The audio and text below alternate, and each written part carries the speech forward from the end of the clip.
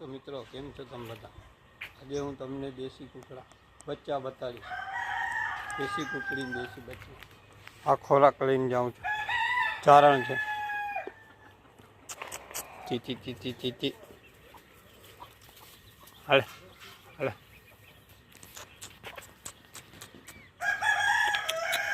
ચીચી હાલ હાલ હાલ હાલ હાલ હાલ હાલ હાલ હાલ હાલ.